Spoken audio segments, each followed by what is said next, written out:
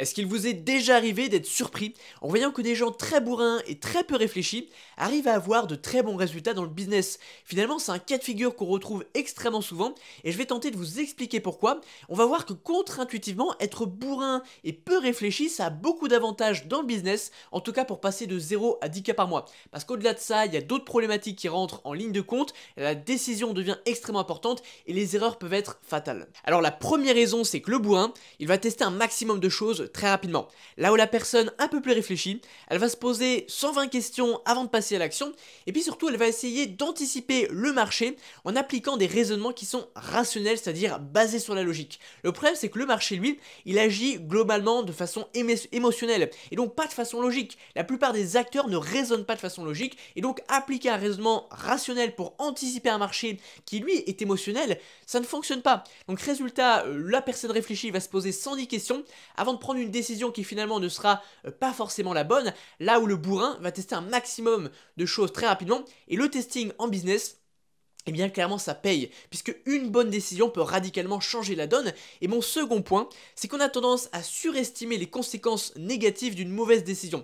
Je vous l'ai dit en début de vidéo, quand on a passé les 10 cas par mois, les décisions peuvent être fatales et très importantes, mais dans 99% des cas, aucune décision n'est fatale pour un business qui est entre 0 et 10 cas par mois. Et donc finalement, le retour sur investissement d'avoir pris une décision est largement supérieur à celui d'en avoir pris même 4 ou 5 mauvaises. Et donc le bourrin qui teste, eh bien il prend une tonne de décisions par mois et donc très vite il arrive à ajuster le tir en fonction des résultats, des conclusions, enfin des conclusions qu'il a tirées des résultats de ce qu'il a testé.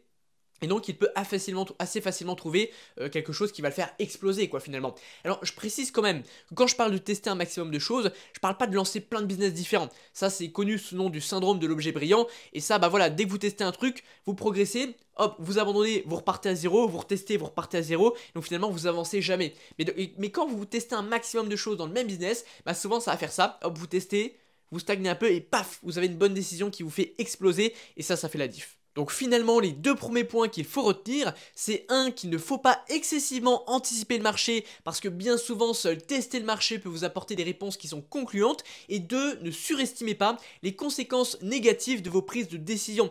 Quand vous avez un petit business, les décisions sont extrêmement rarement fatales. C'est pas parce que vous faites un changement de pricing que ça y est, vous allez perdre tous vos clients, que votre business va mourir. Souvent, on surestime les risques qu'on prend en testant des choses, alors qu'en réalité, on a beaucoup plus à gagner. Trop de réflexion, ça vous maintient dans des positions qui ne sont pas optimales et qui vous font stagner, puisque vous allez chercher à optimiser des choses qui fonctionnent pas vraiment, alors que vous devriez plutôt chercher comment faire 1x2, 1x5, voire même 1x10, en modifiant radicalement la structure de votre business, que ce soit dans votre manière de trouver des clients, dans votre manière de structurer votre offre, dans votre positionnement, ce genre de choses quoi. Il y a une autre chose aussi qui fait qu'on a du mal à le comprendre, c'est que dans l'opinion commune, un entrepreneur c'est un petit génie qui a inventé un concept absolument révolutionnaire qui a changé la société, alors que la réalité elle est tout autre. La réalité c'est que 99% des entrepreneurs, eh bien ils inventent absolument rien de nouveau. Ils ne font que prendre des parts de marché sans rien inventer de nouveau, ou alors à la limite ils vont améliorer quelque chose de déjà existant. Mais quand on réfléchit bien, quand on regarde la plupart des entrepreneurs, je sais pas, vous prenez quelqu'un qui ouvre un restaurant à Paris, il invente rien de nouveau, la restauration ça existe déjà.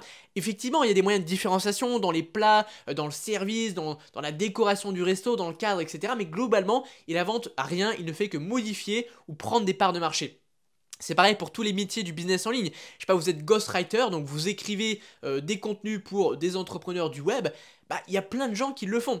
Et il y a des moyens de différenciation encore une fois, mais fondamentalement, vous n'avez absolument pas inventé le métier. Moi, je fais de la vente de formations en ligne. Je suis absolument pas le premier à avoir vendu des formations en ligne. Là où je vais me différencier, c'est sur mes méthodes. Donc ça, c'est important à comprendre. C'est qu'il faut s'enlever de la tête qu'un entrepreneur, c'est un génie. Non, ça peut simplement être quelqu'un qui propose la même chose que son voisin. Simplement, il va trouver des clients autour de chez lui ou via les réseaux sociaux ou via la publicité en ligne pour prendre des parts de marché. Et ça y est, il est entrepreneur quoi. Bon, en tout cas, ce qui est sûr, c'est qu'il y a un levier qui est juste extrêmement puissant et qui est en capacité de faire exploser n'importe quel business, c'est bien sûr de construire une audience sur les réseaux.